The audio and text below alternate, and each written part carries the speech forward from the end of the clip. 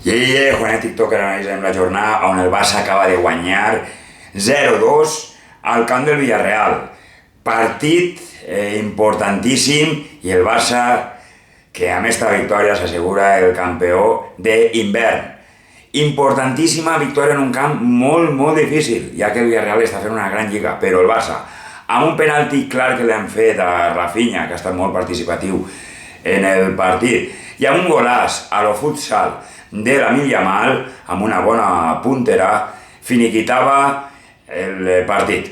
El Villarreal li expulsava en un jugador amb una claríssima falta que recibia Lamine Yamal de Veiga. Gran Barça, colp sobre la taula per la Lliga, són els partits que poden valdre una Lliga i el Barça és líder i acabarà l'any líder, com va acabar la temporada passada, guanyant-ho tot. El Madrid ahir guanyava patint contra el Sevilla i en alguna ajuda arbitral.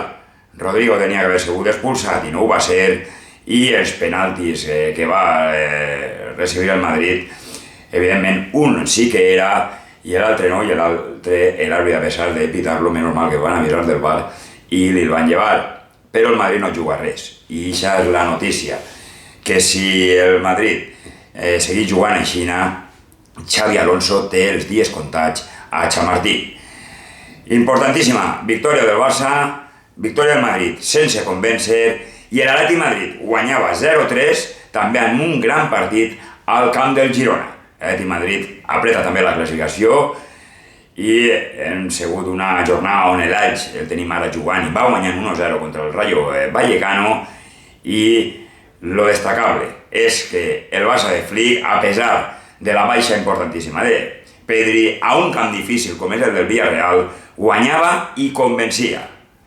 El Barça es líder y campeón de invierno. Juanet TikToker.